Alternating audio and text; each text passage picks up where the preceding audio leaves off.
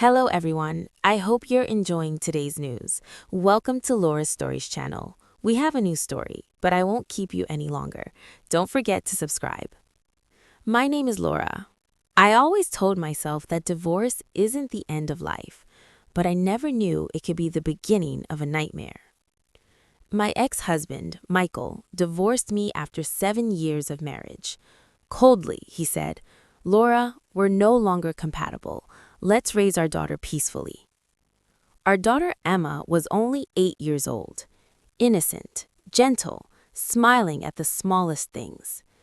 We agreed she would stay with him every 2 weeks, especially after he married a new woman, Karen, who was pregnant. I thought, maybe a new baby will make them kinder. I was terribly wrong. After her first visit, Emma came back quiet. No running toward me, no hug. I asked her gently, "What's wrong, sweetheart?" She forced a smile. "I'm just tired, Mom." Her hands were rough, her nails broken. I told myself she had just been playing. But with time, she always returned exhausted, sleepy, afraid of making mistakes. She once asked me, "Mom, if I forget to make my bed, does that make me bad?" My heart started to ache. One day, while changing her clothes, I noticed small burns on her hands. I froze. My voice shook as I asked, "Emma, what is this?" She stayed silent. Tears fell without a sound. Finally, she whispered, "Karen told me to wash the dishes with hot water because she needs to rest. She's pregnant." My heart dropped, but that was only the beginning. That night, I heard Emma crying in her sleep. "I'm sorry. I'll clean the floor. Please don't yell at me." In the morning, I hugged her tightly. "Tell me the truth. Mommy is here." She broke down. She said, "Mom, I wake up early to make breakfast. I clean the house, I wash clothes, and if I don't do it right, Michael stays silent and Karen gets angry." Then she said words I will never forget. "They told me this is my job because I'm just a child from an old marriage." I was shaking. My daughter? A servant? I went to their house without warning. Karen opened the door, visibly pregnant, her face cold. I asked her, "Why is my daughter doing housework in your home?" She laughed mockingly. "Laura, she needs to learn responsibility." Michael appeared and said, "Don't exaggerate." I screamed, "She's not a maid, she's a child." Karen replied without shame, "And we need rest, especially me." That moment, I understood. These people had no heart. I took Emma home and held her close. "I promise you, you will never go back there." I went straight to a lawyer, Jessica Brown.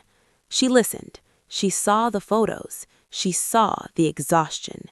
She said, "Laura, you have a very strong case." On the hearing day, Michael arrived confident. Karen played innocent, but Emma spoke. She told the judge, "I worked and I wasn't allowed to play." Silence filled the room. The judge said, "Custody is permanently revoked from the father. The stepmother is prohibited from approaching the child." Michael collapsed. Karen stayed silent. I cried, tears of relief. Outside the courthouse, life continued, but inside me, a war remained. Emma asked softly, "Mom, will Dad take me again?" I answered, "No, sweetheart, you're safe now." But I needed to hear it too. Emma woke up screaming at night, "I'm sorry, I didn't clean well enough." The trauma was not physical only, it was psychological. We visited a therapist, Dr. Helen Moore. She said, "This child was exploited. Healing will take time." I blamed myself for not noticing sooner. I met their former neighbor. She avoided my eyes. I asked, "You knew, didn't you?" She nodded. "We saw her cleaning, but we didn't interfere." That's when I realized Evil grows in silence. Michael messaged me, "I regret everything. I want to see my daughter."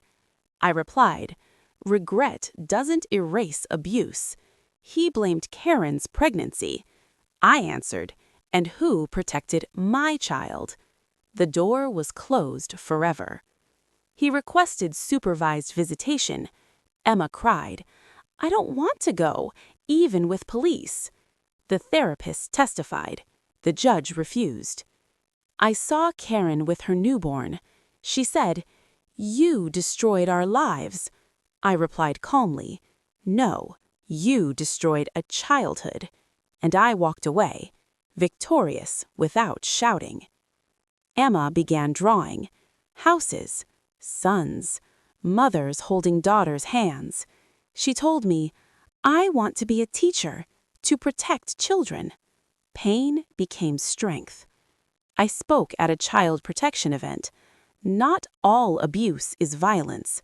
Sometimes it's commands, fear, and silence. People cried. Final scene, powerful ending. Today, I watch Emma laugh. I know this truth. A silent mother loses. A brave mother saves a life. If you see a child suffering, don't say, "It's not my business," because silence can be part of the abuse. I chose to be my daughter's voice, and every child deserves one.